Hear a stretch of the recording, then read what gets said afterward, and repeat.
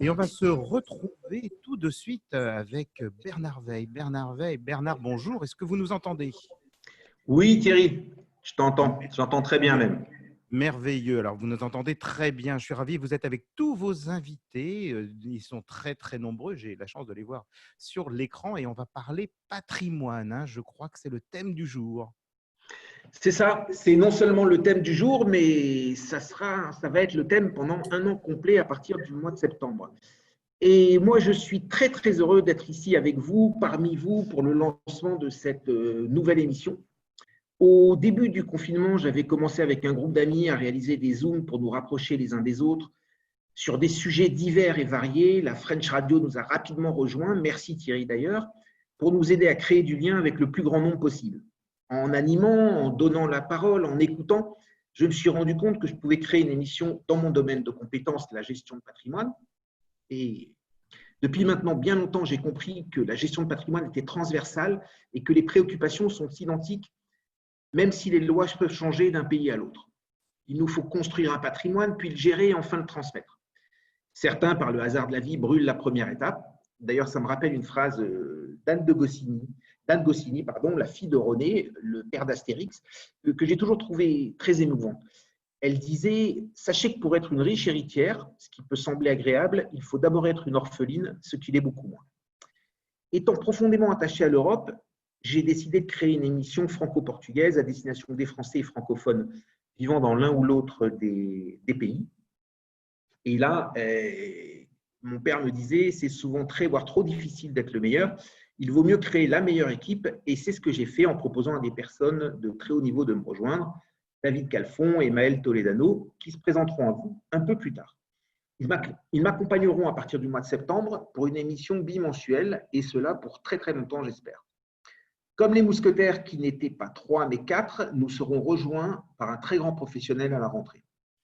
Les professionnels du droit nous accompagneront durant l'année pour nous éclairer à chaque fois sur des sujets fondamentaux ou d'actualité de la gestion de patrimoine. Ils seront Maître Myriam Waki, qui est déjà arrivée, avocate à Lisbonne, droit immobilier et fiscal, responsable du desk francophone chez Parex Avocados, Maître Mélanie Ribeiro, notaire à Lisbonne, Maître Clément Rosan, avocat à Paris, fiscaliste fondateur du cabinet Rosan, Cohen et Associés, Maître Antoine Ravel d'Esclapon, expert patrimonial et notaire en cours d'installation en région parisienne, Maître Laure Boutron-Marion, fondatrice du cabinet Boutron-Marion, spécialisée en droit du patrimoine.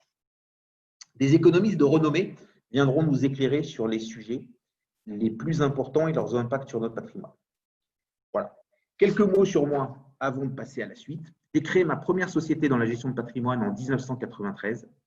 Cela ne veut pas dire que je suis vieux, mais que j'ai commencé jeune. J'en ai racheté une un peu plus tard. Le proverbe dit « jamais deux sans trois » et j'en ai créé une, développé une troisième avec mon épouse que j'ai spécialisée dans le non-coté et le crowdfunding immobilier, sujets sur lesquels nous reviendrons à la rentrée. Il y a quelques années, j'ai voulu participer à la construction européenne en apportant ma petite pierre à l'édifice et j'ai créé une nouvelle société à Lisbonne afin que les actes rejoignent les mots. Le Covid et le confinement nous ont une nouvelle fois prouvé que la vie n'était pas un long fleuve tranquille. Et cette première nous démontre une fois encore, une fois de plus, que tout rêve peut devenir réalité si on s'en donne la peine. Je peux vous dire aujourd'hui que quand j'ai commencé à penser à monter cette émission, nous étions en plein confinement et c'était vraiment loin d'être gagné. Nous avons l'ambition, avec David et Maël, de créer la meilleure émission de gestion de patrimoine et nous aurons l'humilité de vous en laisser juge. Il n'y a pas de conclusion sans remerciement. Alors, merci aux sociétés Sanso et Wellins de m'avoir rejoint dans cette aventure. Merci à la French Radio de nous diffuser. Merci à nos chroniqueurs d'avoir répondu présent sans hésiter, ou même en hésitant un peu. Merci à vous, nos premiers spectateurs, et à ceux qui nous écoutent, nos premiers auditeurs. Et il n'y a pas de vie sans humour. Alors, comme disait Napoléon à ses grognards après la bataille d'Austerlitz, il vous suffira de dire que vous étiez à la première de l'émission Parlons Patrimoine pour que l'on vous prenne pour des braves. Je passe la parole à David Calfon de la société de gestion Sanso, qui va nous faire sa propre introduction. David, c'est à toi. Bonjour, merci Bernard.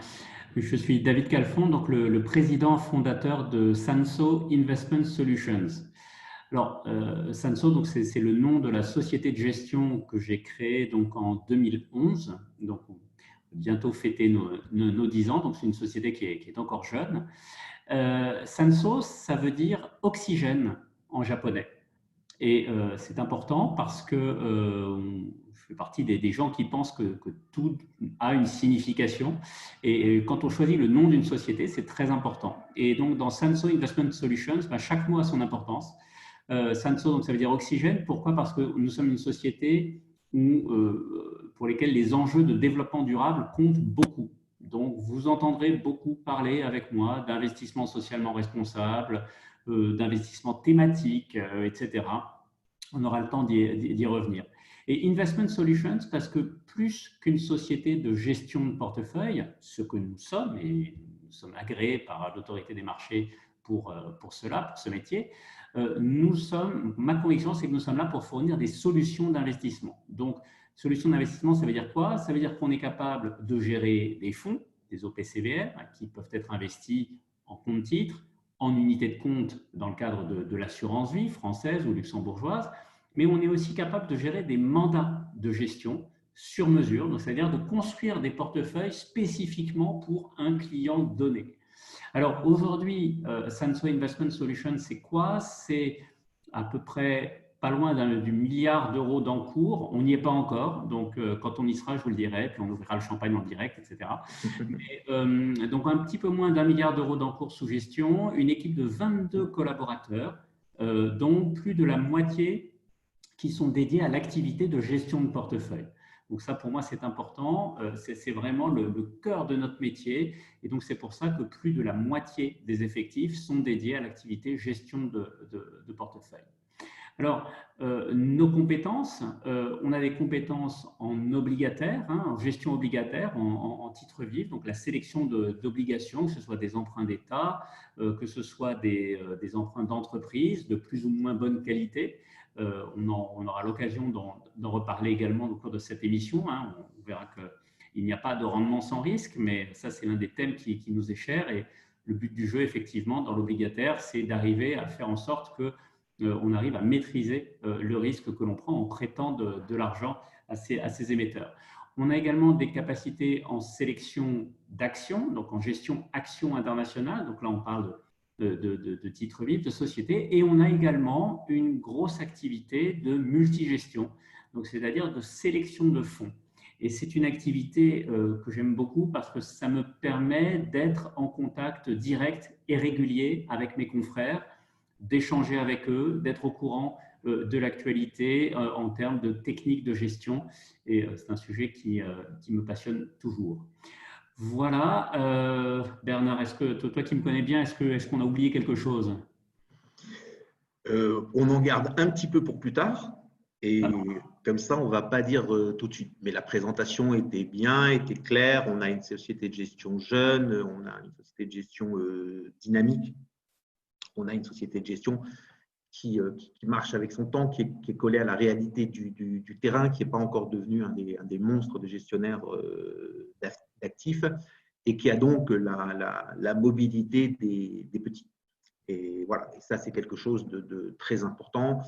Cette mobilité, cette adaptabilité et cette capacité à gérer, cette capacité à comprendre que non plus les grands comme BlackRock, Fidelity, Invesco, voilà, qui ont un métier, ils gèrent des fonds, le nom du client qu'il y a derrière, ou même le fait de savoir que ce qu'ils gèrent, c'est l'argent de quelqu'un qui a épargné, c'est quelque chose qui leur échappe complètement.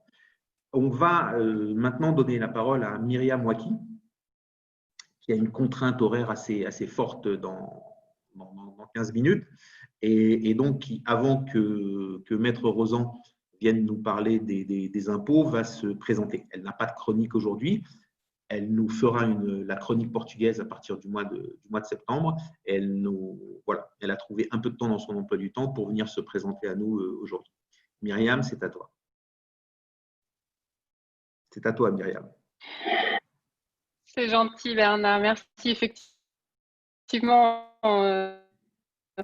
après cette à la maison en téléécole, donc on essaie de gérer au mieux notre emploi du temps. Donc, je vais être assez rapide. Donc, comme Bernard vous l'a indiqué, donc je suis avocate portugaise. française d'origine, mais installée au Portugal déjà depuis de nombreuses années. Et j'ai eu à cœur de me spécialiser dans l'accompagnement des francophones, pas que des Français, mais des francophones, pour toutes les démarches qui sont nécessaires au Portugal. Et donc, pour cela, j'ai créé un département francophone au sein du cabinet Pars Advogados, qui se trouve au centre de Lisbonne, dans lequel nous avons 5 avocates, ce ne sont que des femmes, hein, malheureusement, ou heureusement d'ailleurs, qui sont donc toutes francophones et qui nous permettent donc de donner des réponses sur tout un tas de sujets qui vont donc du droit fiscal au droit immobilier, en passant par le droit du travail, droit des sociétés. Enfin, on a un panel assez large de compétences à ce niveau-là. En ce qui me concerne, effectivement, je vous ferai des chroniques que je l'espère intéressantes sur des sujets transversaux ou nationaux portugais que j'estimerais intéressants en fonction de l'actualité, et j'essaierai d'être assez brève et je répondrai évidemment aux questions que nos auditeurs pourront avoir. Voilà. Merci beaucoup. Voilà. Voilà. Merci à toi, Bernard. Alors, au mois de septembre. Voilà, on se voit au mois de septembre. Et si tu as encore un peu de temps, avec plaisir pour rester avec nous et écouter les bons et justes mots de Maître Clément Rozan, avocat fiscaliste à Paris. Voilà. Clément, il faut que tu actives ton micro. Ça y est, c'est fait. Bon. Bonsoir Clément. Bonsoir Bernard. Bonsoir à tous. Donc, on t'entend bien. Donc, pour vous présenter Clément rapidement, Clément est fiscaliste à Paris. Il maîtrise bien la gestion transversale entre la France et le Portugal. Il gère quelques dossiers. Il s'est occupé de personnes que je connais. Il s'en est très bien occupé d'ailleurs. Et voilà. Et aujourd'hui, il va un petit peu nous expliquer. Le thème qu'il va développer, c'est d'abord, est-ce qu'on est tous en retard pour déclarer nos impôts? Là, on va parler de la déclaration du côté français. Si on ne les a pas encore déclarés, est-ce qu'il y a encore quelques catégories de personnes qui bénéficient de jours supplémentaires? Et que doit-on faire si on ne les a pas déclarés, mal déclarés, ou si on ne sait pas très bien si on a fait ce qu'il fallait ou ce qu'il ne fallait pas? Clément, j'en dis pas plus et je te laisse la parole, c'est à toi. Alors, merci beaucoup Bernard pour cette introduction très amicale et bonjour à tous les auditeurs. Donc, le sujet que Bernard m'a imposé ce soir, c'est effectivement la déclaration et surtout le retard de déclaration dans un cadre franco-portugais. Je pense qu'on va plutôt essayer de tourner autour de ça. Les conséquences fiscales liées à l'absence de déclaration ou au retard de déclaration et les moyens de s'en sortir. Bernard, je pense que c'est… on fait le tour. Parfait. On rajoute rien? Ok, on rajoute rien. Alors, avant de savoir si vous êtes ou non en retard, il y a 2 questions à se poser. C'est, petit 1, est-ce que j'étais tenu de déclarer des revenus en France? Ce qui n'est pas forcément le cas de la plupart de tes auditeurs, Bernard, vu qu'ils sont au Portugal et la plupart n'ont peut-être pas gardé de revenus français. Et 2, quels étaient les délais qui étaient impartis pour déclarer, en sachant que cette année, les délais étaient multiples en raison du Covid. Alors déjà, pour répondre à la première question, qui est tenu de déclarer en France? J'ai envie de dire que c'est les contribuables qui ont gardé des revenus français. Ça, c'est une erreur que je vois souvent dans les dossiers. Des personnes physiques qui déménagent alors au Portugal ou d'ailleurs ailleurs et qui se disent « Ok, j'ai déménagé, j'ai déclaré mon déménagement, je passe plus de 6 mois par an hors de France, donc je ne déclare plus de revenus en France. Et du coup, je ne suis plus tenu à ma déclaration au mois de juin. » Alors ça, c'est une erreur. Je tiens à le préciser. Que vous soyez résident fiscal de France ou pas, il y a certaines catégories de revenus que vous devez de toute façon déclarer en France. Ça va en particulier être les revenus fonciers. Donc, un résident portugais qui aurait gardé des revenus fonciers de location en France va être tenu de les déclarer en France. Ça va également être le cas, par exemple, d'un salaire et d'un ensemble de revenus qui peuvent ainsi continuer à être déclarés en France. Donc ça, c'est le premier point d'intention. Même si tes auditeurs sont résidents portugais, ils peuvent quand même devoir déclarer en France. Voilà. Donc le sujet du retard de déclaration concerne peut-être plus de gens que prévu ce soir. Deuxièmement, est-ce que je suis en retard ou pas? Alors, les non-résidents avaient jusqu'au 11 juin cette année pour déclarer en papier, au 4 juin de manière électronique. Ça, c'est la règle de base. Donc là, effectivement, si vous n'avez pas fait les déclarations, vous êtes en retard. Cependant, en raison du Covid, certains contribuables, ceux qui ont des déclarations compliquées, ont eu des extensions de délai. Donc, il s'agit des contribuables qui déclarent des revenus fonciers, des bénéfices industriels et commerciaux, des bénéfices non commerciaux, donc BNC, ou des bénéfices agricoles. Pour tout cela, l'échéance déclarative est au 30 juin. Donc pour tout cela, on n'est pas encore en retard, là, pour le coup, parce qu'on est le 22, si je ne me trompe pas.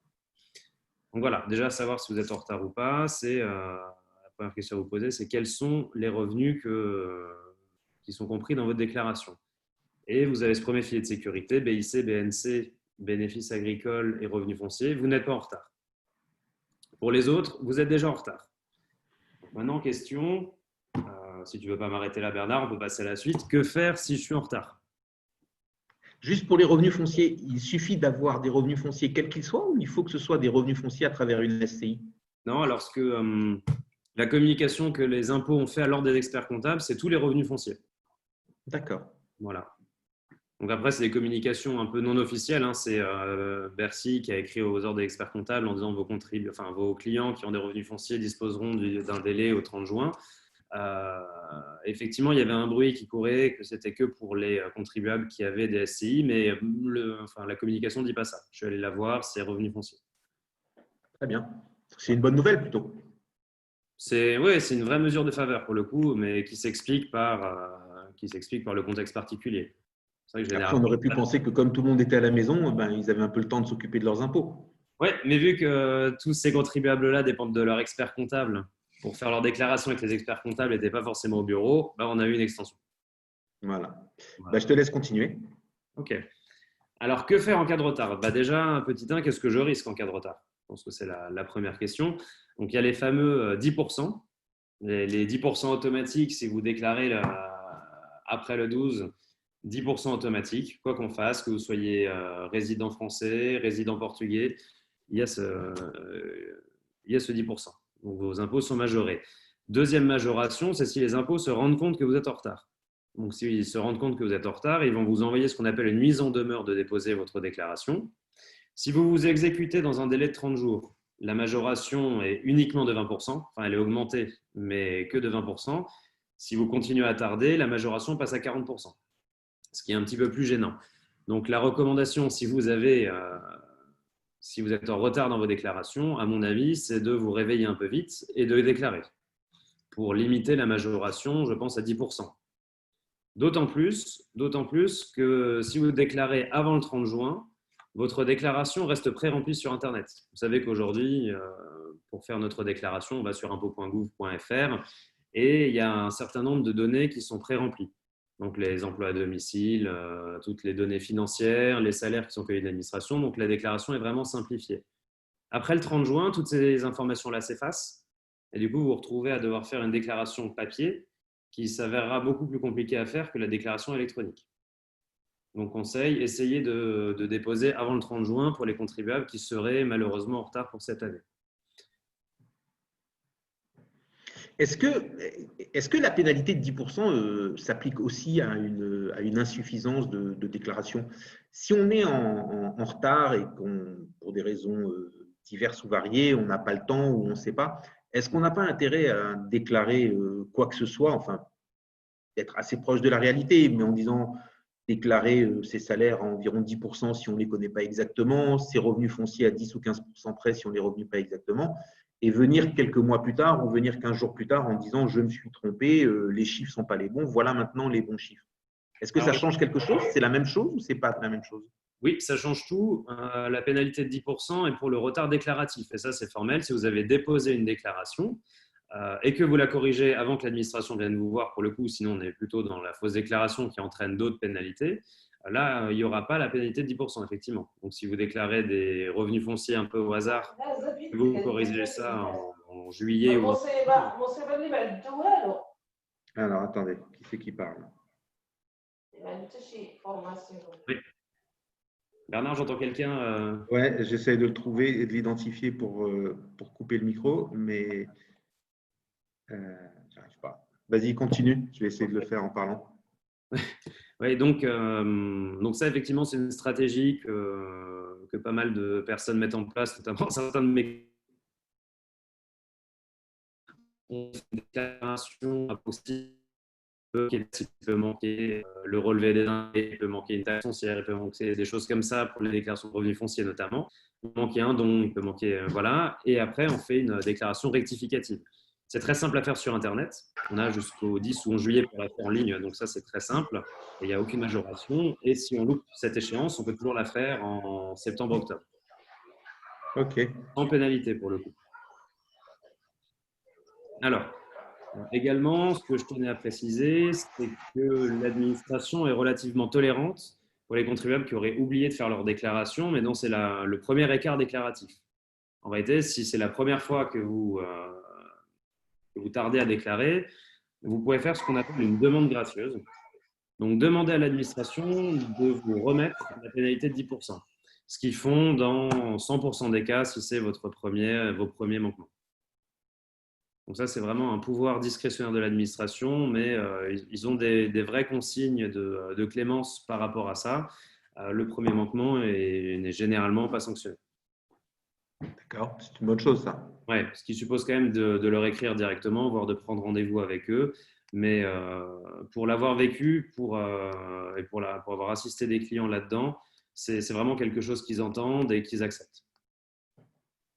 Alors bien entendu, ça suppose qu'on se déclare spontanément. Hein. C'est pas, on ne déclare pas, l'administration nous attrape et ensuite on demande une remise. C'est voilà, on est en retard, on déclare un peu plus tard et on demande la remise des pénalités. Là, dans ce cas-là, ça marche aussi. Donc là, pour les contribuables, pour tes auditeurs qui seraient en léger retard, là, parce qu'on est en retard de 10 jours, le vrai conseil, ce serait de déclarer tout de suite, d'attendre d'avoir les 10% de majoration et d'écrire tout de suite à leur centre des impôts en demandant une remise. D'accord. Tiens donc. OK. Bon, eh ben, écoute, merci pour cette information qui peut être bien utile à certains. J'ai pas trop de questions qui sont remontées pendant que tu parlais, donc je pense que tant nos auditeurs que nos spectateurs ont bien déclaré, ont déclaré à bon escient et comme il fallait. Ben, je te remercie de cette première intervention. Je me fais une joie de te retrouver à la rentrée. Cette fois-ci, je ne t'imposerai pas les sujets, on les travaillera ensemble. Voilà. Et donc voilà. Donc si tu as du temps et si le travail ne t'appelle pas, avec joie, reste avec nous. Et autrement, à très bientôt et à très vite. Allez. Entre-temps, il y a Eric et Patricia de Los Amoil qui nous ont rejoints. Je vais leur demander de déverrouiller leur micro. Donc, il y a un petit bouton, Eric, où il faut appuyer. Voilà, c'est bon. Ça devrait Voilà, être bon. c'est bon. Alors, Eric n'est pas dans la finance. Il est venu nous faire une surprise. Il va quand même nous parler de finance. Eric est chef cuisinier. Il a un restaurant qui tient avec son épouse, Los Amoil, à Lisbonne, un restaurant français de très bonne qualité. Et quand je lui ai dit que je faisais une émission sur la finance, il m'a dit, bah, écoute, moi, je peux venir parler du financier. Je lui ai dit, ah bon, je connais la finance. Il me dit, non, mais je fais un gâteau qui s'appelle le financier, et ça, je connais très bien. Donc, avant que les informations commencent et qu'on soit décroché du direct, ben, Eric, tu as 4 minutes pour nous donner la recette du financier. Ok, bon, bah, je vais essayer de faire très court alors. Donc, alors, je vais commencer par un truc qui va peut-être pas forcément te plaire, Bernard, parce que, et d'abord, bonsoir à tout le monde. C'est qu'en fait, les financiers sont à l'origine, viennent de Lorraine. Alors, comme nous, on est un petit peu alsacien, bon, on n'est pas très chauvin, mais bon, un petit peu alsacien. Et donc, c'était des sœurs de l'ordre de la Visitation qui produisaient ce petit gâteau qu'ils appelaient à l'époque les visitandines. Les visitandines. Et donc, ensuite, on a perdu un petit peu l'histoire de ce gâteau à la Renaissance parce qu'il y avait un problème, c'est que l'amande qu'il contenait l'odeur ressemblait très fort au cyanure et à l'arsenic. Et c'était pas, à l'époque, ce n'était pas tout à fait d'actualité de prendre ce genre de produit. Et ensuite, vers la fin du 19e siècle, on retrouve donc un pâtissier à Paris, un pâtissier Lannes, qui était proche de la Bourse, a décidé de remettre un petit peu ce gâteau au goût du jour, puisque donc, il y avait beaucoup de financiers qui étaient près de chez lui. Et il a décidé de le faire en carré, donc faire ça sous forme de lingot. Et l'idée, c'était que en fait, que les gens puissent voilà, rapidement manger quelque chose avant de partir au travail. Et donc, c'est pour ça qu'il a fait cette petite forme de lingot. Et d'où est venu donc le nom de financier, puisqu'effectivement, c'était essentiellement des financiers qui étaient là et qui mangeaient ce petit gâteau un petit peu à la va-vite avant de partir au travail, quoi. Donc après, je vais quand même vous donner la recette, qui est quand même relativement simple. Donc, il nous faut de la poudre d'amande, 100 grammes. Donc là, c'est à peu près pour 10 pièces. Hein. Donc, 100 grammes de poudre d'amande, 100 grammes de beurre, 120 grammes de sucre glace, 50 grammes de farine et 3 blancs d'œufs. Et ensuite, pour l'exécution, c'est vraiment très, très simple. On ajoute tous les produits secs, donc le sucre, l'amande et la farine. Pendant ce temps-là, on fait fondre le beurre et on commence à monter les blancs en neige. Alors, si on a un robot, c'est quand même beaucoup plus facile. Je vous l'accède. Et ensuite, donc une fois qu'on a mélangé tous les produits secs, donc le sucre, les amandes et la farine, on verse le beurre liquide. Et ensuite, une fois qu'on a obtenu une pâte un petit peu homogène, on ajoute ça à nos blancs d'œufs qui sont donc montés en neige. Ensuite, une 10 à 12 minutes de repos au frigo. Et ensuite, on peut les remplir. Donc, il faut bien beurrer les moules. Alors, des moules en silicone, en ce moment, on en trouve un peu partout et c'est vrai que c'est l'idéal. On les remplit aux 2/3 et ensuite 180 degrés pendant environ 12 minutes. Voilà. Alors après, il y a des recettes qui varient. On peut rajouter un tout petit peu de levure chimique à l'intérieur pour qu'ils soient un tout petit peu plus moelleux. Et on peut aussi également rajouter quelques petites framboises pour faire des financiers framboises ou fraises ou à la poire. Enfin voilà, on peut décliner la recette un petit peu dans tous les goûts et toutes les saveurs dont on a envie. Et ensuite, il y a un petit dicton qui dit qu'en règle générale, qui rate ses macarons réussit ses financiers. Puisqu'effectivement, les macarons sont quand même beaucoup plus techniques à faire, alors que les financiers, c'est quand même quelque chose qui reste quand même quelque chose de relativement facile. Voilà, j'espère que je n'ai pas trop débordé. Parfait. Voilà, donc à l'origine, c'est Lorrain quand même, hein, mais bon. D'accord. Ça reste quand même très, très bon. Bon, eh ben, mille merci pour ce clin d'œil. J'espère que tous nos auditeurs ont apprécié et peut-être qu'un jour, avec Thierry, on lancera un concours du meilleur financier. Voilà, ça pourrait être une idée. Voilà, je vois Thierry qui sourit, il a l'air plutôt favorable et plutôt d'accord. Et on va donc reprendre le cours de notre émission avec Maître Antoine de Ravel de l'Esclapon, qui va nous parler de la société civile. Donc, Antoine est expert en patrimoine, il est notaire, il va bientôt s'installer en région parisienne. Il m'a promis qu'il nous donnerait le scoop le jour où il connaîtrait le lieu exact de son installation. Donc, on va sagement attendre que ce soit fait. Et il va nous régaler de ses justes mots, car on n'est pas le week-end. Et ces bons mots, il faut les attendre le week-end. Antoine, c'est à toi. Merci beaucoup, cher Bernard, et bonjour à tous nos auditeurs. Bonjour, bonsoir. Hein, on est au moment de l'Internet, donc on est dans la magie. Il n'y a plus de temps, il n'y a plus d'espace. Alors, société civile, SCI. Hein, on entend souvent l'expression « j'ai une SCI, il faudrait acquérir en SCI ». Qu'est-ce que ça veut dire exactement, hein? Société civile immobilière. Alors, derrière l'effet de mode, derrière aussi à la fois un outil qui est présenté parfois comme la solution paradisiaque, c'est merveilleux, j'ai une société, donc je vais devenir très riche, très vite, je paie moins d'impôts parce que j'ai une SCI, ou ça peut être l'enfer, c'est infernal, on est bloqué, pourquoi diable sommes-nous dans une SCI, c'est infernal. Nous allons voir que c'est un outil extrêmement puissant et je voudrais organiser mon propos autour de deux parties. Quel est l'intérêt de constituer une société civile? Plus exactement, quels sont les intérêts pour constituer une société civile? Et ensuite, comment concrètement ça fonctionne? Et le tout dans le temps imparti. Dans les intérêts d'une société civile, j'évoquerai d'abord détenir un bien et notamment un bien immobilier. En effet, vous savez que par défaut, lorsque plusieurs personnes se portent acquéreurs d'un bien immobilier ou même d'un actif financier, nous allons être sous un régime qui est celui de l'indivision. Ça veut dire que chacun va avoir des quotités divises. Mais rapidement, ce régime apparaît comme inadapté. Pourquoi?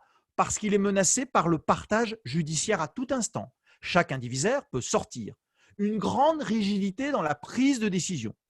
Une proportionnalité entre le capital et le pouvoir, les gains, les pertes, les plus-values, les moins-values, qui est strictement proportionnel. Donc, aucune souplesse, aucun aménagement possible.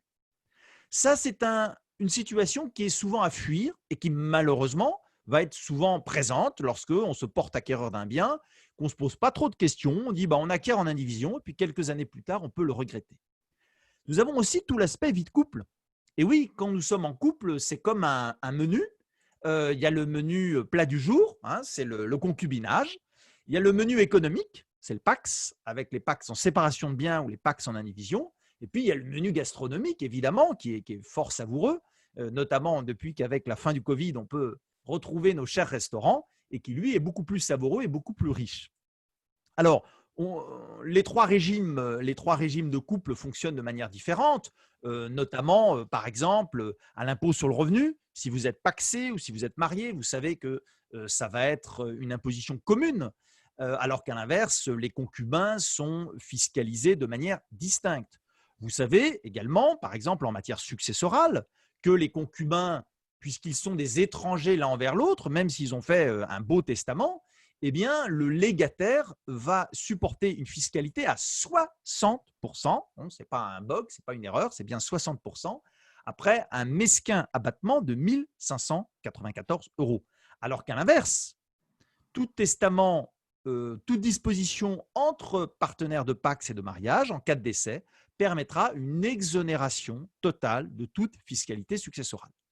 Mais ce régime matrimonial, si on se marie et qu'on veut avoir donc la meilleure protection, qui fonctionne sous forme un petit peu comme des tiroirs. Vous avez dans les régimes séparatistes la masse personnelle de monsieur, la masse personnelle de madame, et puis dans les régimes communautaristes, vous avez 3 tiroirs, 3 masses. Certes, chacun des époux a sa masse, mais on a également une masse commune, la masse de monsieur et madame. Eh bien, au fond, ces règles, qui sont fort savantes et fort bien passées, très adaptées à la protection du couple, peuvent apparaître comme parfaitement inadaptées dans la détention d'un bien, parce que les rigidités du régime matrimonial ne correspondent pas aux besoins des époux, aux besoins plus largement du couple.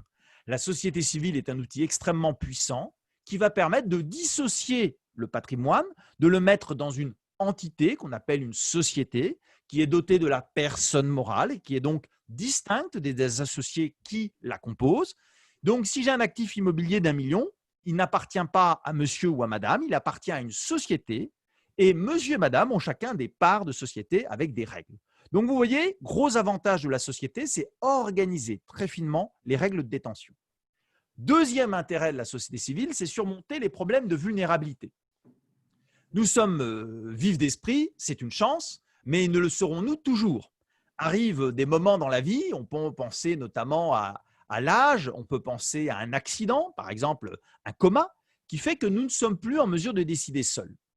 Dans ce cas-là, c'est tout un mécanisme assez lourd qu'on connaît, les tutelles, les curatelles, même si on peut l'anticiper, bien entendu, par des dispositions comme le mandat de protection future ou le mandat à effet posthume. Et donc, dans ces cas-là, on peut se dire, mais j'aimerais que ça soit géré par une personne en qui j'ai confiance pour que mon patrimoine soit bien administré, sans passer par toutes ces solutions judiciaires. Et la solution, c'est évidemment la société. Vous mettez votre patrimoine dans votre société, vous êtes âgé de 87 ans, votre épouse a 92 ans, et vous vous dites, eh bien, le jour où je perds la tête, ce n'est pas un problème parce que j'ai un enfant qui a 47 ans et j'ai une fille qui a par ailleurs 57 ans et tous les deux sont gérants avec moi dans la société. Donc, ils pourront gérer, représenter la société au-delà des vicissitudes de la vie. Donc, vous voyez le deuxième intérêt de la société civile. Je voudrais maintenant évoquer le troisième intérêt de la société civile. En effet, en cas de décès, votre patrimoine va être réparti entre vos héritiers.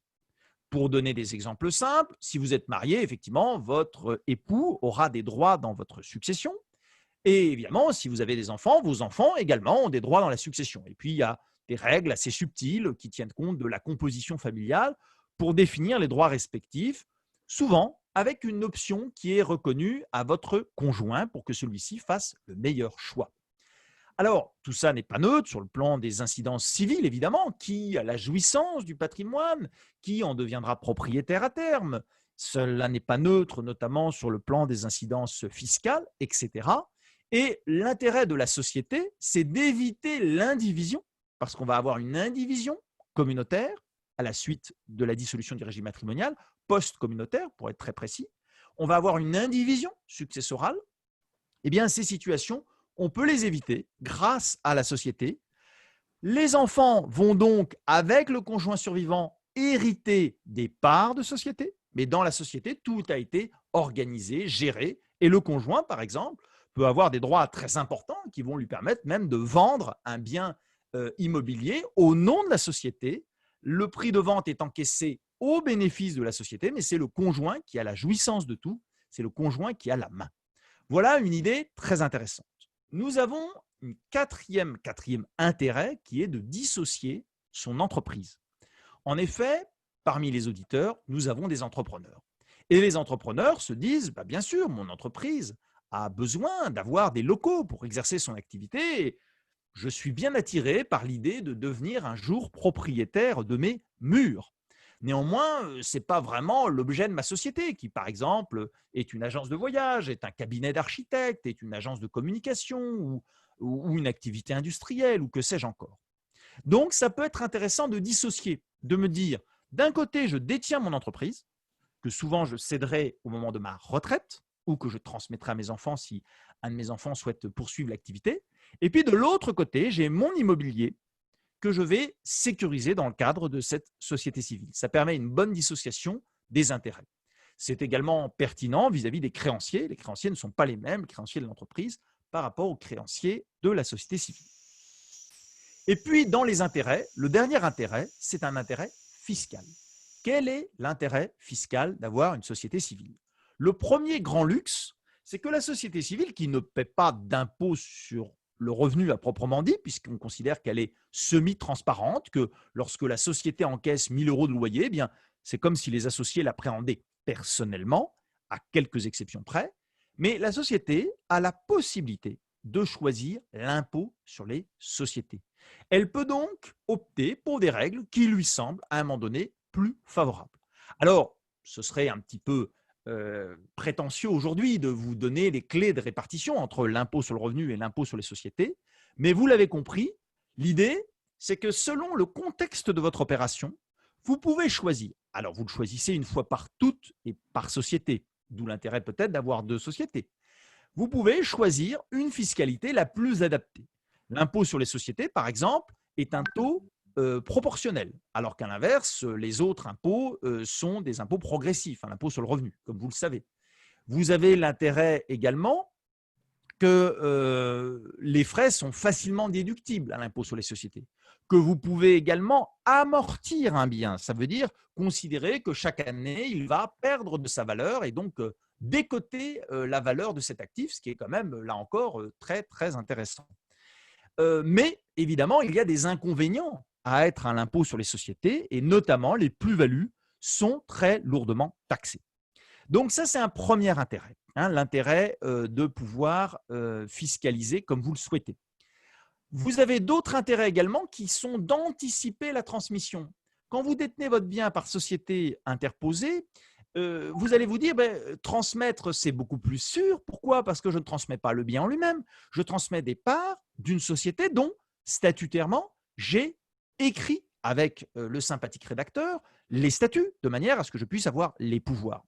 Vous savez qu'en France, au Portugal, on a la chance d'avoir une exonération totale des droits de succession, mais en France, la fiscalité successorale, c'est souvent la fiscalité du dessous de l'iceberg. Toute sa vie, vous avez payé des impôts et vous allez découvrir avec effroi qu'à votre décès, la fiscalité sera particulièrement forte. Toutefois, le législateur fiscal, dans sa grande bonté, vous permet d'anticiper et récompense par plusieurs dispositions du Code général des impôts l'anticipation. À chaque fois que vous transmettez plus tôt, eh bien, vous aurez un cadeau fiscal prévu par le Code général des impôts. Là encore, la société est un excellent outil de sécurisation et de transmission. Alors, vous avez compris, dans cette première partie, je vous ai présenté les intérêts à constituer une société civile. Et vous vous dites maintenant comment ça se passe? Eh bien, c'est une réflexion profonde à avoir, notamment avec votre conseiller patrimonial ou votre notaire, pour établir cas par cas, situation par situation, l'intérêt de constituer une société civile. Les statuts sont alors rédigés Parfois, ils exigent un certain nombre de formalités administratives préalables. On pense notamment à une déclaration d'intention d'aliéner si des biens immobiliers étaient apportés à la société. Et voilà que des statuts vont, avec évidemment votre plein accord, être rédigés. Le principe du Code civil est très simple, une grande liberté contractuelle. Les dispositions sont supplétives. Qu'est-ce que ça veut dire? Elles vous disent, voilà ce qui se passe par défaut, mais vous pouvez y déroger. Alors, comme vous êtes des puristes, je vais vous citer un peu le Code civil. Par exemple, l'article 1846, alinéa 3. Sauf disposition contraire des statuts, le gérant est nommé par une décision des associés représentant plus de la moitié des parts sociales. Vous avez vu que c'est une disposition qui trouve à s'appliquer seulement si vous n'avez pas souhaité autre chose. Vous avez donc une pleine liberté pour pouvoir aménager, renforcer les règles de majorité, minorer, avoir un espèce de dictateur comme gérant qui ont des pouvoirs très forts ou au contraire un gérant qui a des pouvoirs très faibles. C'est comparable à une pâte à modeler. Vous allez pouvoir vraiment configurer, adapter au plus près de vos besoins. Alors évidemment, il y a une structure des statuts. Pour vous donner une idée, on commence par un exposé, c'est assez rare mais très précieux, qui explique pourquoi vous avez créé cette société, la forme de la société, pourquoi la forme civile, l'objet. Alors vous allez me dire, on peut faire de l'immobilier bien sûr, mais on peut faire aussi du portefeuille. Et votre société que vous pensiez une société civile immobilière, une SCI, devient alors une société civile tout court qui pourra avoir des actifs financiers. Sa dénomination, son nom, le siège social, souvent à votre domicile, sa durée, qui apporte quoi, quel est son capital social, qui peut rentrer ou ne pas rentrer dans la société, la gérance, qui a les pouvoirs, comment fonctionnent les assemblées générales, est-ce qu'on ne peut pas profiter de l'Internet pour dématérialiser un petit peu. Donc, tout un pouvoir et un équilibre politique au plus beau sens du terme, pour prévoir une saine gestion au sein de votre société. Vous verrez qu'il y a beaucoup de possibilités comptables, notamment d'amortissement, même si vous êtes à l'impôt sur le revenu, d'organisation de la répartition des bénéfices, du résultat plus largement. Donc, beaucoup de réglages qui vont vous permettre d'avoir une société qui tourne bien, qui fonctionne bien et qui réalise votre projet de famille. Je vous rassure aussi, la comptabilité n'est pas aussi terrifiante qu'on pourrait l'imaginer par défaut. Alors, vient le temps de la conclusion pour respecter le délai imparti. Et je dirais que la société civile, c'est un très joli outil à mettre dans votre boîte à outils. C'est du cas par cas. La société civile n'est pas le paradis ou l'enfer. Elle est le paradis si elle est adaptée à votre situation. Elle est l'enfer s'il n'est pas adapté. Et je finirai par une citation du général MacArthur pour vous apprendre à être jeune, à rester jeune, puisque vous avez vu que la société, avec une durée de vie de 99 ans, pouvait vous projeter dans l'avenir.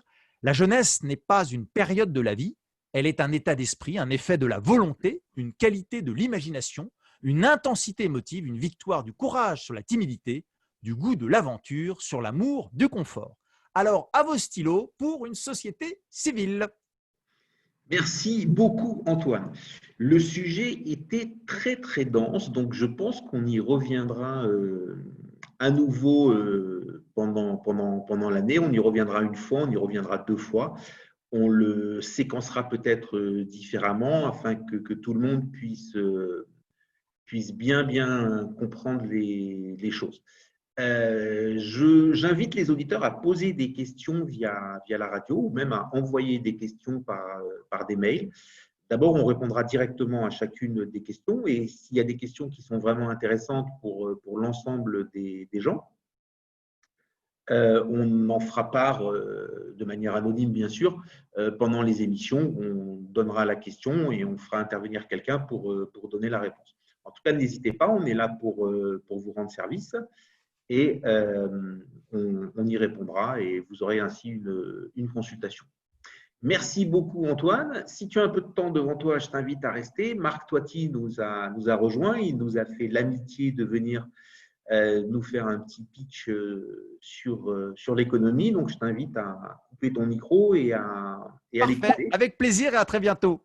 Merci. Bonsoir Marc. Marc, il va falloir que tu appuies sur ton micro. Voilà, super. Bonsoir à toutes et à tous. Voilà, je vais rapidement vous présenter Marc pour ceux qui ne le connaissent pas. Donc, Marc Toiti est un économiste. Il est le président fondateur du cabinet ACDFI, aux commandes de l'économie et de la finance. Il intervient beaucoup sur les médias, beaucoup sur Boursorama. On l'entend partout. En plus, il est un auteur. Il écrit très régulièrement des livres, toujours sur l'économie. Ses livres sont passionnants, sont extrêmement intéressants.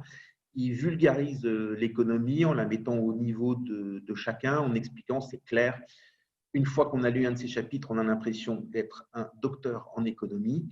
Et après, on se rend compte qu'on n'est pas vraiment un docteur et que n'est pas docteur qui veut. Marc, c'est à toi. Eh bien, bon, ravi d'être parmi vous ce soir. Donc, tu veux que je parle de quoi? Un petit peu les perspectives économiques? Allez, par exemple. Ok, super. Bon, alors, disons que ce qui est clair aujourd'hui, c'est que nous avons donc une récession qui est historique, hein, puisque que ce soit bien sûr en France, bon, au niveau mondial, on a une très forte baisse du PIB. Alors, bien sûr, sur le premier et surtout le deuxième trimestre. Alors après, il y a un rebond technique. Donc, toute la problématique, c'est de savoir est-ce qu'on va avoir un V ou pas. Il y aura, bien entendu, une fois qu'on a touché le fond de la piscine, mécaniquement, on rebondit. Tout le problème, c'est de voir de combien rebondit-on, pour savoir si on a assez de force pour sortir effectivement la tête de l'eau. Donc pour l'instant, les derniers indicateurs avancés montrent qu'effectivement, après avoir touché le plus bas, une fois que l'économie s'est arrêtée, une fois qu'elle reprend, qu'on sort du confinement, mécaniquement, on redémarre, mais ça reste quand même très, très mou, très, très lent. Donc, ce qui veut dire que sur l'ensemble de l'année 2020, on table quand même sur une baisse du PIB mondial, enfin c'est mon cas, de l'ordre de 5,1%. Pour vous donner un ordre d'idée, lors de la crise de 2009, hein, la récession à l'époque, on avait eu seulement une baisse du PIB mondial de 0,1%. Et ça avait généré le cataclysme qu'on connaît. Vous voyez, moins 0,1, là on est à moins 5,1. Donc de baisse du PIB en moyenne annuelle, évidemment hors inflation, PIB mondial, donc ça c'est pour la planète. La grande différence par rapport à 2009, c'est que tout le monde est concerné. C'est-à-dire qu'en 2009 notamment, la Chine, par exemple, n'avait pas eu de récession. Elle avait continué sur une croissance forte. L'Inde, pareil. Là, ce qui se passe, c'est que malheureusement, toutes les économies à travers le monde ont une récession qui en plus s'enchaîne. Et malheureusement, c'est vrai que ce sont comme d'habitude les pays européens qui souffrent le plus. Le Portugal, d'ailleurs, un peu moins que les autres, mais on a évidemment notamment l'Espagne, l'Italie et la France, avec une baisse du PIB cette année de l'ordre de moins 10%. Le gouvernement annonce moins 11, moi je suis plutôt à moins 10. Enfin, je pense qu'il a intérêt à un petit peu noircir le tableau pour dire ensuite qu'il a fait une bonne politique pour relancer la machine. On reste quand même sur effectivement donc une baisse du PIB assez forte. Et donc surtout les corollaires, c'est-à-dire que ça veut dire qu'on a évidemment du chômage qui augmente et puis surtout du déficit public qui augmente et de la dette publique qui augmente. Ça c'est vraiment aujourd'hui, je pense qu'il y a un discours extrêmement dangereux de la part de beaucoup de mes confrères et des politiques également qui nous disent la dette publique, ce n'est pas grave, on n'aura jamais à la rembourser, tout va bien dans le meilleur des mondes. Ça, ce discours déresponsabilisant est extrêmement dangereux parce que je ne sais pas qui a inventé que la Banque centrale européenne allait pouvoir annuler la dette publique. Ce n'est pas du tout dans ses statuts. Et d'ailleurs, il y a un élément que personne n'évoque qui va se passer cet été, au courant du mois d'août, c'est qu'en Allemagne, on a la Cour constitutionnelle de Karlsruhe qui, en fait, statue pour savoir si ce que fait le gouvernement allemand ou la Banque centrale européenne, par exemple, est conforme à la Constitution allemande. Donc, il y a quelques mois, elle a tout simplement dit que la nouvelle planche à billets de la BCE était anticonstitutionnelle vis-à-vis de l'Allemagne. Donc, c'est quand même assez énorme. Et elle a donc donné 3 semaines à la BCE pour justifier sa politique.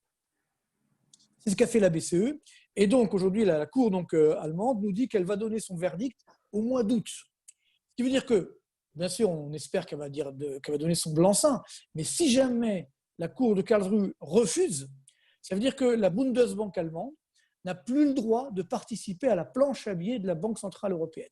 Or, cette planche à billets, 30% est financée par l'Allemagne, par la Bundesbank. Donc, c'est évident que si jamais ça s'arrête, le château de cartes s'effondre. Parce que pourquoi est-ce que nos économies tiennent encore malgré une dette énorme? C'est parce que les taux d'intérêt des obligations d'État sont historiquement bas. Et pourquoi sont-ils bas? Parce que justement, on a cette planche à billets de la Banque centrale européenne.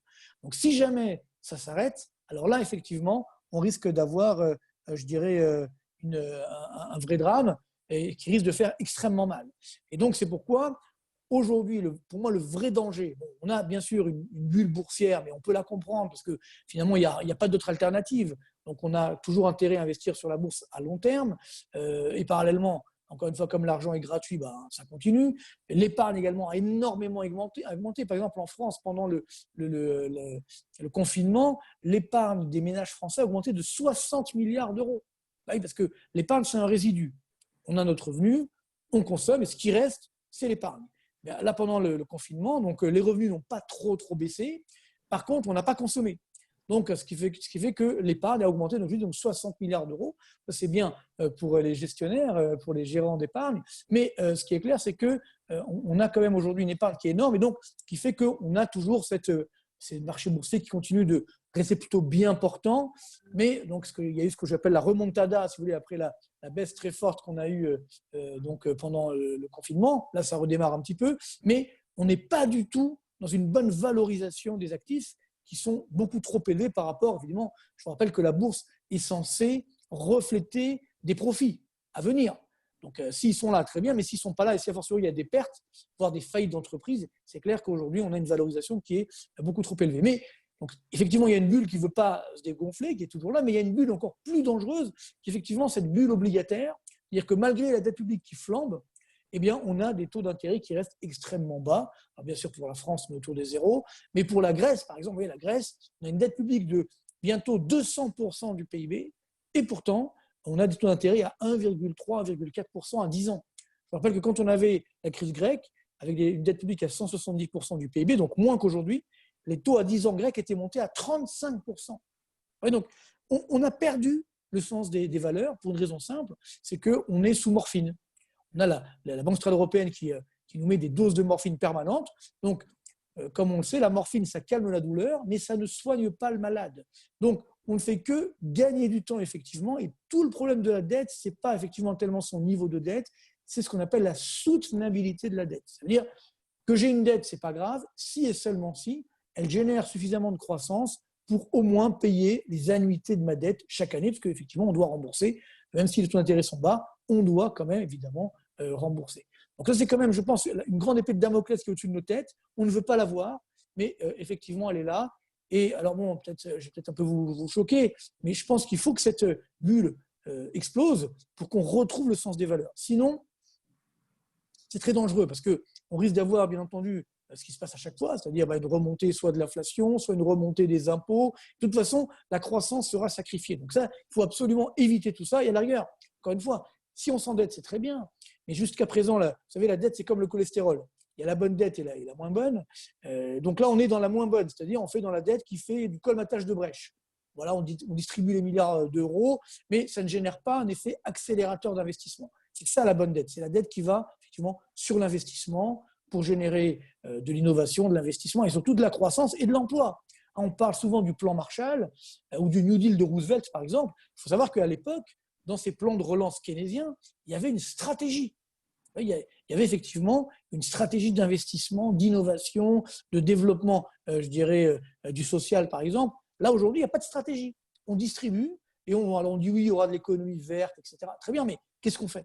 Et donc, c'est ça qui est extrêmement dangereux. Donc, il faut être très prudent. Et le fait, justement, d'avoir des taux d'intérêt aussi bas, ce que j'appelle un aléa moral, c'est-à-dire que c'est un petit peu dangereux.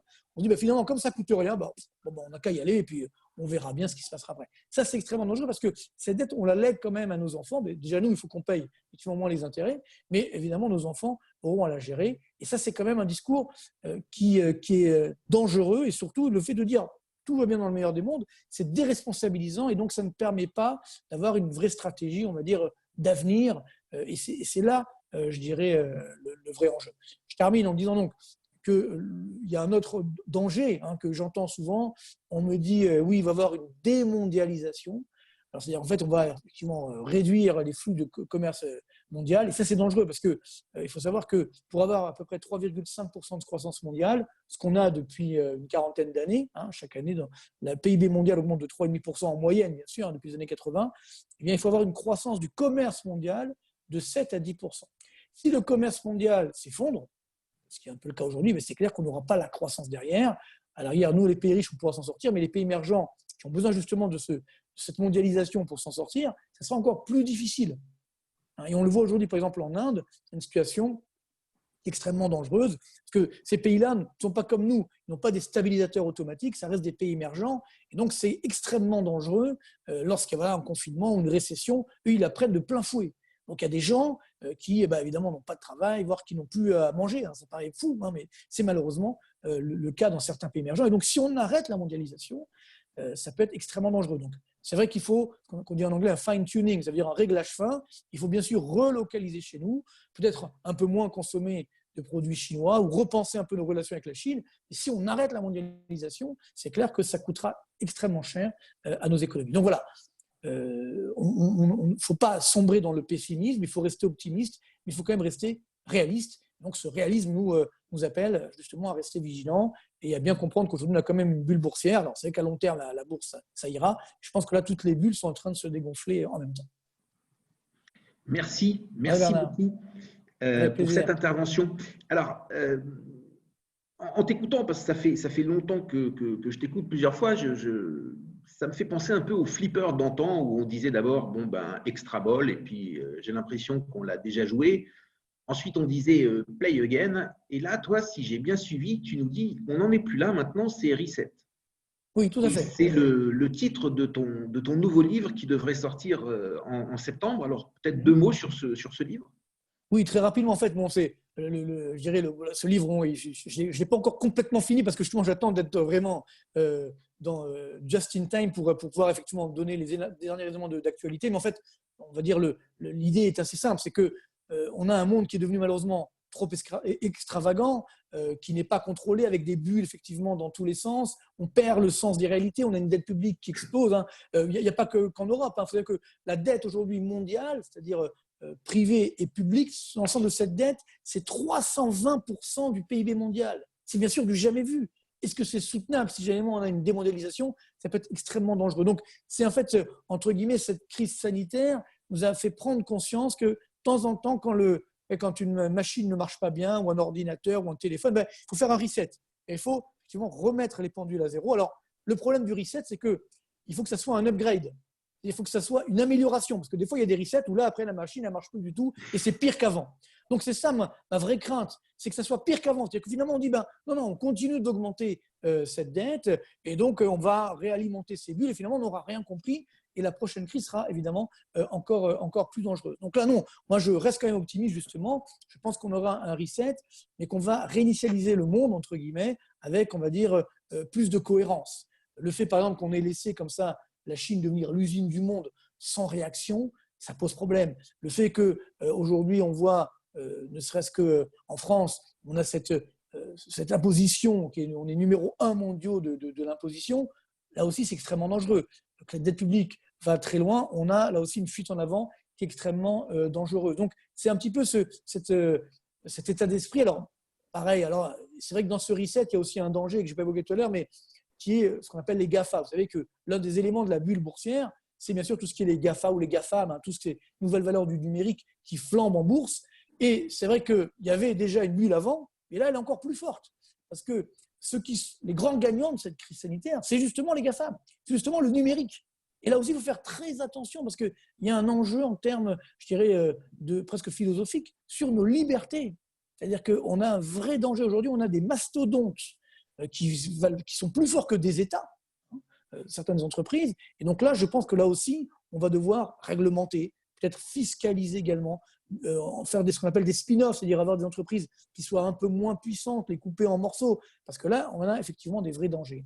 Et le drame, c'est que les cartes ne sont pas dans nos mains, nous les Européens, c'est encore une fois entre les États-Unis et la Chine. Nous, on est un petit peu au milieu, et donc c'est ce qui fait que malheureusement, là aussi, l'Europe, elle vit une période extrêmement dangereuse, sachant que si jamais on n'arrive pas à recoller les morceaux ensemble, on a même un risque que la zone euro explose. Ça, c'est un vrai danger à l'heure actuelle. On le voit dans ce budget fédéral européen qui est en train d'arriver, qui est une bonne nouvelle potentiellement. Il y a beaucoup de pays, qui bien sûr les Pays-Bas, l'Autriche, la Finlande, et maintenant peut-être également l'Allemagne, qui disent, attendez, nous on a fait des efforts, ce n'est pas pour les dilapider pour ceux qui n'ont pas fait d'efforts. Aujourd'hui, il y a un vrai… Est-ce que l'Europe va redevenir un jeu coopératif ou pas? Ça, c'est un vrai challenge également de cette sortie de crise. Et bon, bien sûr, toujours, je donne également dans le livre des stratégies pour nos entreprises, pour effectivement les investisseurs, parce que les crises sont bien sûr des phases d'opportunité. Et donc, juste pour terminer, souvent on nous dit, oui, voilà, on s'est habitué à cette décroissance. Non, c'est extrêmement dangereux la décroissance, parce que ça génère du chômage, de la misère sociale. Donc non, il faut de la croissance, mais on va dire efficace. C'est-à-dire de la croissance sur les nouveaux secteurs d'activité, sur les services. Donc on va moins détruire la planète, mais avec de l'innovation, effectivement, technologique. Voilà, donc ça c'est un élément rassurant, parce que sinon, si on a un reset avec le monde que nous propose aujourd'hui, qui est quand même assez triste, hein, entre les masques, on ne peut plus voyager, on ne peut plus faire, c'est quand même, on est contrôlé en permanence. Ce n'est pas un monde idéal. Donc, j'espère qu'on va éviter justement ce reset et qu'on aura un reset avec un upgrade, c'est-à-dire une amélioration effectivement de notre monde. Merci beaucoup, Marc. Merci avec beaucoup. Plaisir. Et puis, bonne continuation pour votre chaîne. Et puis, voilà, plein de bonnes choses. OK. Quand le livre sera sorti, avec plaisir pour voir comment on pourrait le distribuer ici ou le faire arriver plus facilement. Tout à fait, ou même le faire arriver dédicacé aux auditeurs qui le souhaiteraient. Avec en tout cas, merci. Comme je vais de temps en temps à Lisbonne, on pourra se voir à Lisbonne ou à Paris, on pourra organiser quelque chose. Avec grand plaisir. Avec joie. Avec joie. Bye. Au revoir. Merci, au revoir. Et maintenant, c'est Maël Toledano de Willins, compagnie d'assurance à Luxembourg, qui va d'abord se présenter, puisque c'est notre troisième mousquetaire. C'est le plus patient des trois. Il a attendu pour se présenter et il a écouté sagement et j'allais même dire pieusement les paroles des autres, qui étaient d'ailleurs de très bonnes paroles. Donc, Maël, c'est à toi pour nous présenter Willins et enchaîner tout de suite en nous parlant de l'assurance vie et des règles fiscales de la détention d'une assurance vie au Portugal. Très bien, merci beaucoup. Bonjour. Donc, j'ai la tâche de vous présenter la compagnie pour laquelle je travaille depuis bientôt 10 ans. Donc, je travaille pour Willins. Willins, c'est une compagnie d'assurance pure luxembourgeoise qui résulte de la fusion de deux compagnies qui cumulent à elles deux 28 années d'expérience en libre prestation de services. La libre prestation de services, c'est la possibilité que l'on a en Europe de proposer nos services à partir d'un État membre. Et donc, Willins aujourd'hui, pour vous donner quelques chiffres, c'est un peu plus de 10 milliards d'encours, c'est un peu plus de 130 personnes, 11 nationalités différentes puisqu'on couvre 11 pays. Donc, à partir du Luxembourg, nous avons la possibilité de proposer nos solutions aux résidents des différents pays européens. Donc, ça va des pays nordiques en passant par encore l'Angleterre aujourd'hui, la Belgique, le Luxembourg, la France, l'Italie, l'Espagne et donc le Portugal. On a une solution depuis plusieurs années qui est conforme au droit portugais. La particularité du Portugal, c'est qu'il faut enregistrer son produit auprès de deux ministères. Donc, notre produit est enregistré, reconnu et validé auprès de deux ministères. La grande force de Willins aujourd'hui, finalement, au-delà de notre savoir-faire et des grandes compétences qu'ont nos employés, c'est également l'actionnaire. Donc, l'actionnaire, c'est un actionnaire historique, c'est le groupe Foyer. Le groupe Foyer, c'est un très gros actionnaire au Luxembourg, puisque c'est le premier employeur à capitaux privés du Luxembourg. Donc, c'est une entreprise qui a été fondée en 1922 par trois familles purement luxembourgeoises qui sont toujours aujourd'hui actionnaires à 100%. Et donc, ça nous permet finalement de bénéficier de cet ADN. Nous sommes indépendants de toute institution financière internationale. Notre actionnariat et notre ancrage familial font finalement notre réputation. Alors, le groupe Foyer, en deux mots, c'est aujourd'hui plus de 1400 personnes. C'est un employeur qui a plusieurs types d'activités assurantielles, donc aussi bien de l'assurance non-vie, donc type IARD, assurance voiture, habitation, etc., que de l'assurance vie, aussi bien au Luxembourg, donc en libre prestation de services grâce à Willins, en passant par notamment de la gestion, du private equity, entre autres. Et c'est le seul, aujourd'hui, notre droit de force, c'est que nous sommes le seul assureur purement luxembourgeois, détenu par des luxembourgeois et qui opère à partir du Luxembourg. Ces choses étant dites, maintenant je vais vous expliquer les avantages du contrat d'assurance vie luxembourgeois. Alors, le contrat d'assurance vie luxembourgeois, comme tous les contrats d'assurance vie en général, bénéficie de deux grands piliers. Le premier pilier, c'est la capitalisation des revenus. Donc, le contrat d'assurance vie, c'est une enveloppe fiscale.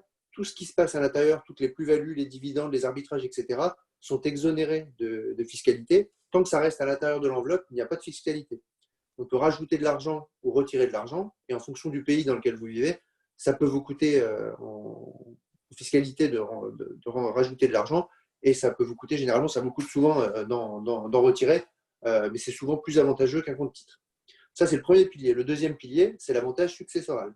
la particularité, on va y venir tout de suite, la particularité du Portugal, c'est qu'il y a très peu de droits de succession, par exemple, en ligne directe. Donc, il n'y a pas de droit de succession en ligne directe. Le gros intérêt du contrat luxembourgeois par rapport au contrat portugais, par rapport, par exemple, notamment au contrat français, c'est que le contrat d'assurance vie luxembourgeois est portable.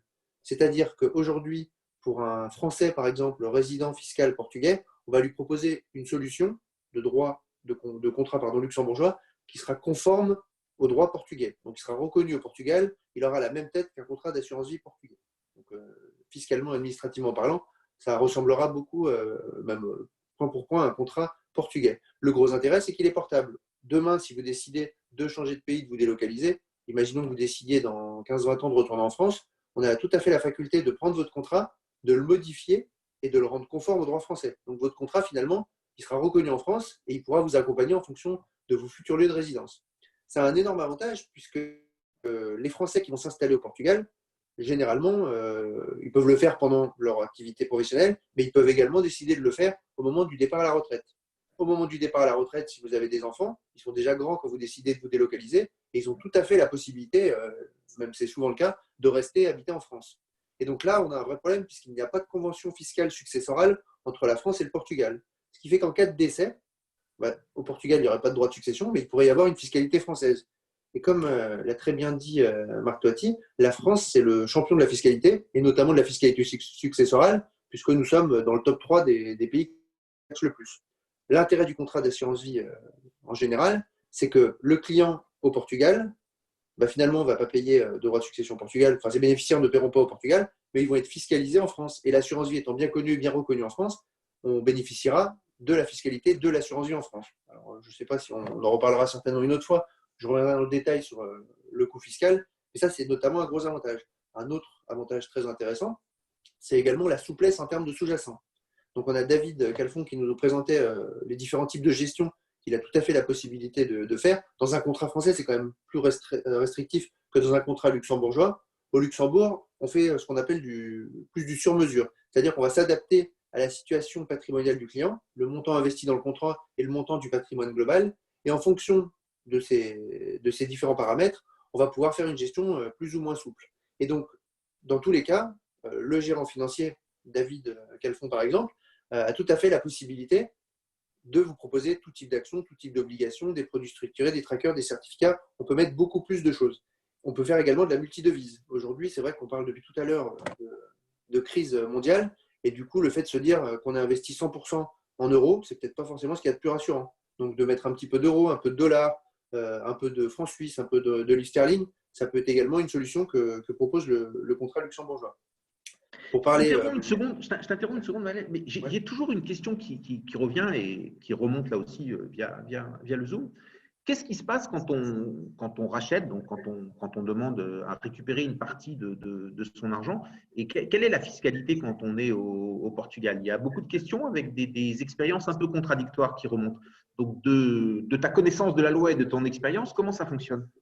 Alors, c'est finalement le Portugal, la France pour le coup, je ne sais pas s'ils se sont inspirés du Portugal, mais en tout cas, on est un peu sur le même modèle, puisqu'il y a une flat tax au Portugal à 28%. Et donc, la fiscalité de l'assurance vie, en cas de rachat, elle va être dégressive dans le temps. Donc, le point important, c'est qu'il faut qu'au moins 35% des sommes investies dans le contrat aient été investies à l'année zéro, finalement, au départ du contrat. Ça, c'est un point important. Quand on garde son contrat 5 ans, donc de 0 à 5 ans, en cas de rachat, on va payer 28% sur la plus-value de fiscalité. De 5 ans à 8 ans, on va passer à 22,4% de fiscalité sur la plus-value. Et au-delà de 8 ans, on passe à 11,2%. Ce qui déclenche cette période de 8 ans, c'est bien évidemment l'investissement initial qui doit représenter, comme je l'ai dit, au moins 35% du contrat.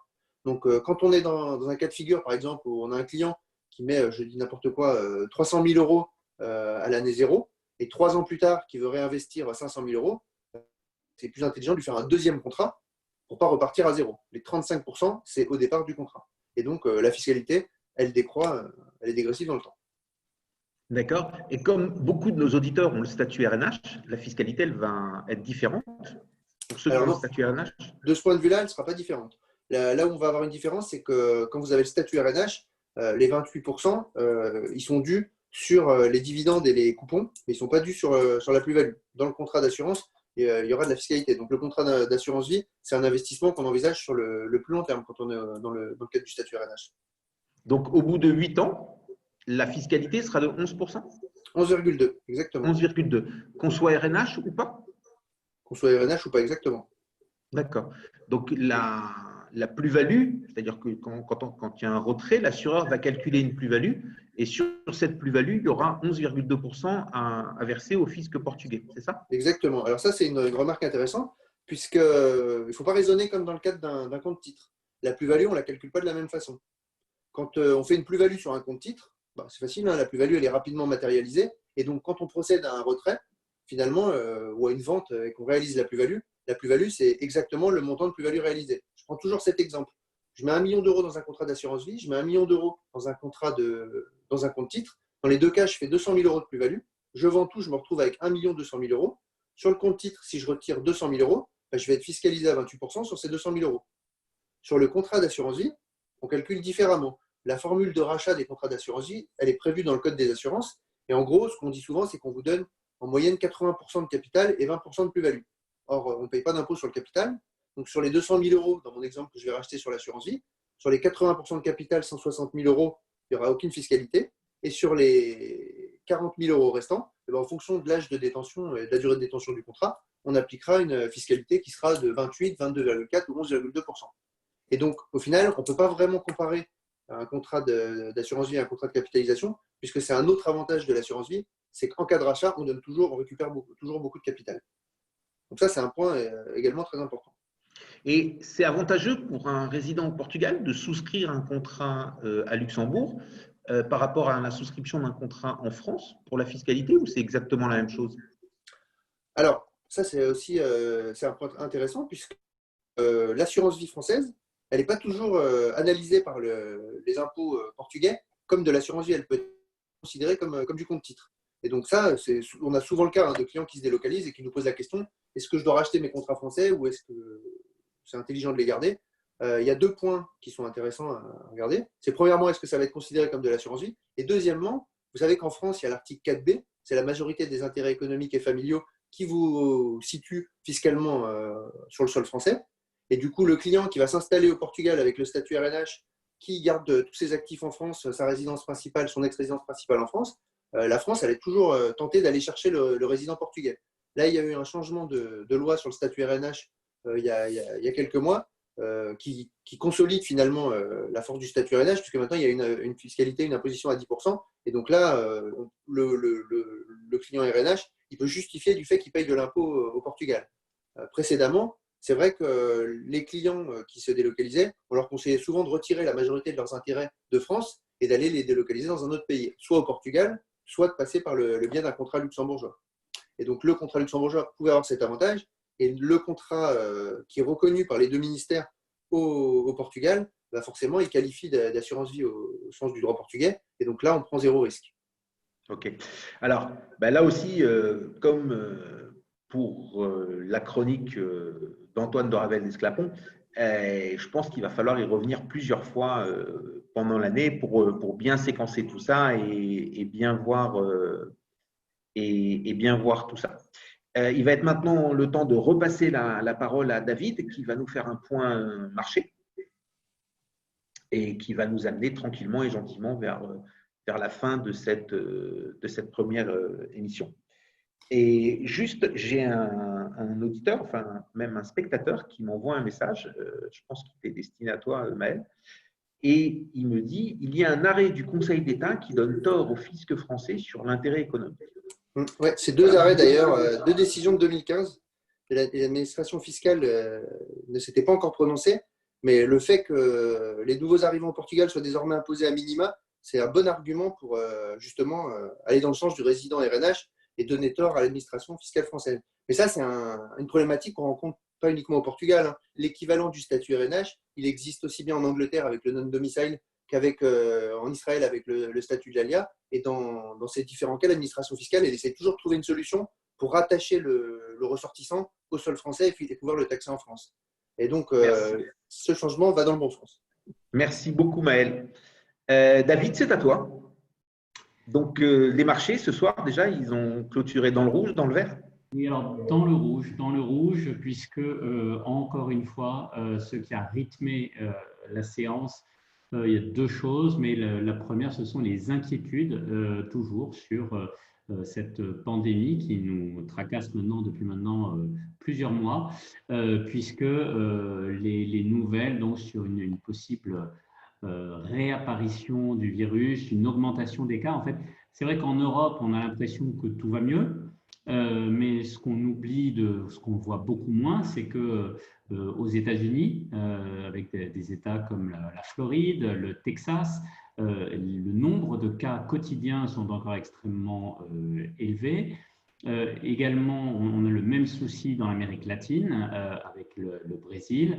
Donc, on sent qu'on n'est clairement pas tiré d'affaire et que, franchement, de vous à moi, nous ne le saurons pas tant que nous n'aurons pas un vaccin qui aura été testé et qui sera jugé efficace. Voilà, donc pour le moment, on oscille, et c'est un petit peu la vie des marchés depuis maintenant plusieurs semaines, entre espoir sur le côté économique, et puis de temps en temps, on se refait un petit peu peur en disant « Ah mais attention, ça va repartir ». Alors, il y a un point qui est intéressant. Alors déjà, c'est que aujourd'hui, nous sommes lundi, c'est le premier jour qui succède à une semaine qui a quand même été une semaine de forte hausse. Hein, la semaine dernière, le marché action européen a repris près de 4%. Alors, ça nous paraît quasiment normal, hein, vu l'ampleur des mouvements qu'on a eus. On se dit 4%, bon, finalement, c'est ce qui se passe dans une journée. Non, non, pas du tout. Hein. Ce n'est pas une journée normale. Il ne faut pas oublier que normalement, les variations quotidiennes des marchés sont beaucoup plus faibles que ça, mais les variations hebdomadaires sont beaucoup plus faibles que ça. Petit conseil aux auditeurs, pour se rendre compte si la variation d'une semaine ou d'une journée de marché est importante ou pas, faites le calcul, annualisez cette performance. Donc, vous voyez, je vous dis que la semaine dernière, les marchés ont fait plus 4. Bon, si on fait ça sur 52 semaines, vous voyez un petit peu le résultat, ce n'est pas une performance boursière normale. Voilà. Donc, ça, c'est toujours un petit indicateur à garder en tête. Donc, on sort d'une semaine de rebond qui avait été tiré par des espoirs de reprise économique, des bonnes nouvelles. Donc là, on a une journée qui est un petit peu une journée de respiration. Alors maintenant, si on prend un petit peu de recul, nous, on regarde beaucoup finalement la dynamique bénéficiaire des marchés et les valorisations des marchés. Parce que dans tous ces mouvements, effectivement, on dit toujours quand on achète des actions, on achète les bénéfices futurs des entreprises. On achète une capacité à générer des bénéfices dans les années à venir. Et donc, ça se mesure avec un ratio que beaucoup d'auditeurs avertis connaissent, hein, le PE, hein, c'est le prix divisé par les earnings, les bénéfices par action.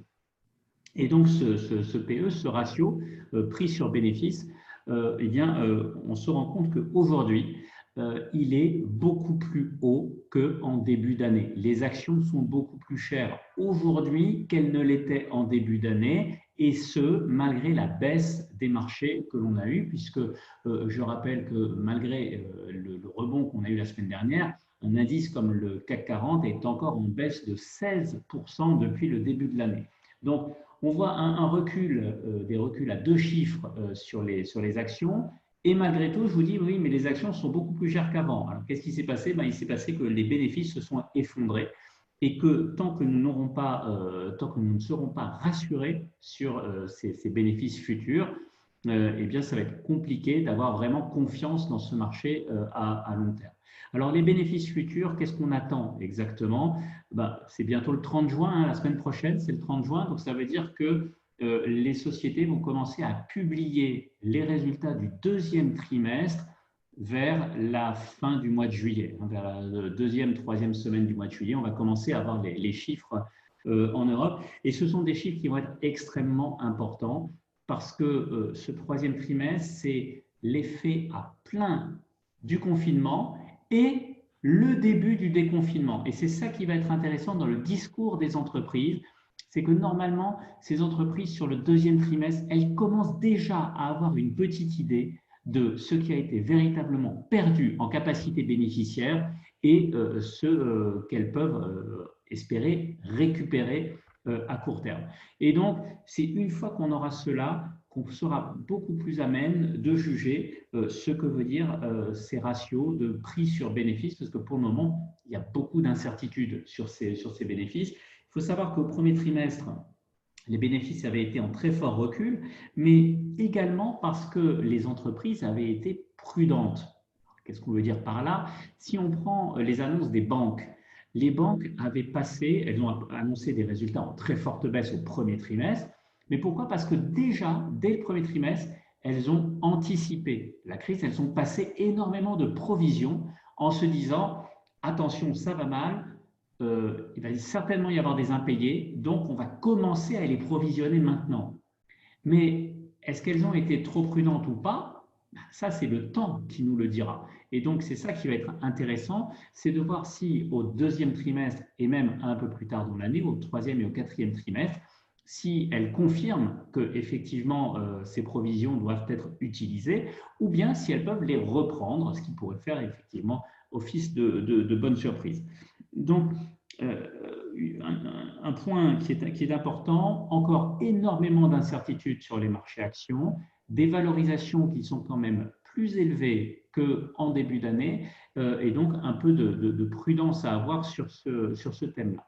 Maintenant, une autre manière de voir les choses, c'est de regarder en termes de style de gestion, qu'est-ce qui a marché et qu'est-ce qui fonctionne bien en ce moment.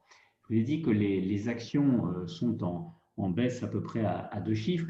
En fait, je vous ai menti, elles ne sont pas toutes en baisse à 2 chiffres.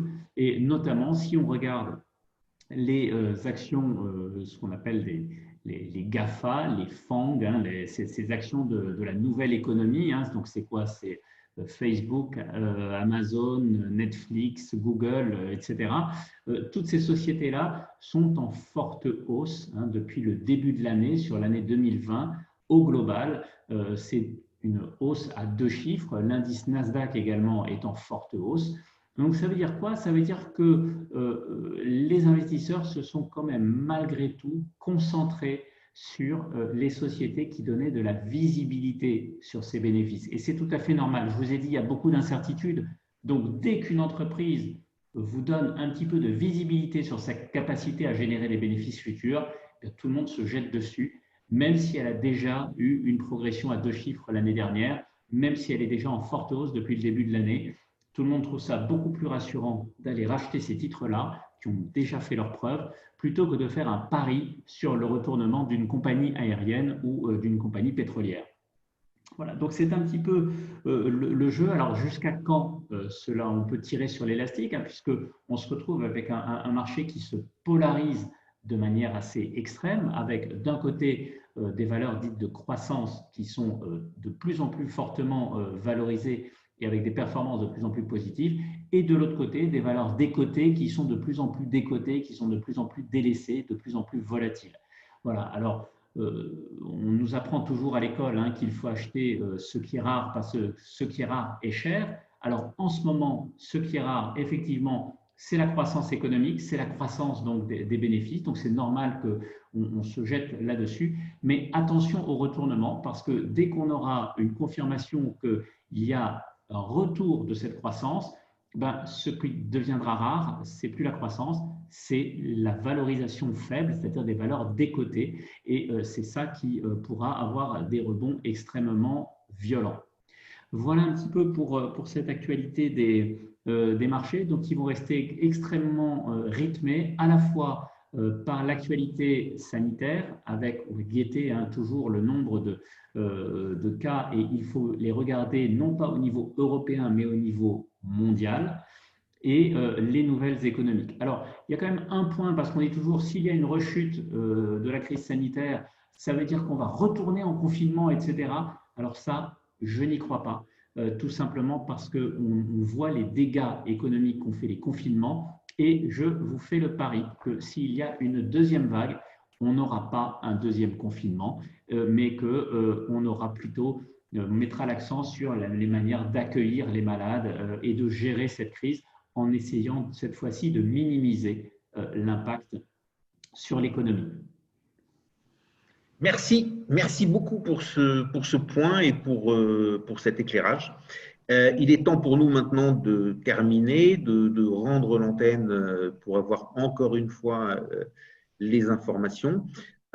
Une minute juste avant de rendre cette antenne, on est friand et demandeur de vos remarques à tous. Envoyez des mails à la French Radio, ils vont nous les faire remonter. Qu'est-ce qui vous a plu? Qu'est-ce qui vous a moins plu? Qu'est-ce qui était trop long? Qu'est-ce qui n'était pas assez long? Qu'est-ce que vous souhaitez? De quoi vous avez envie qu'on parle? On va maintenant tous aller tranquillement vers l'été, travailler d'arrache-pied pour vous faire une belle émission. Et je vous le répète, notre ambition, elle est claire, c'est de faire la meilleure émission de gestion de patrimoine. Merci beaucoup d'avoir été à nous. Au revoir à tous. Salut, à bientôt. Prenez soin de vous.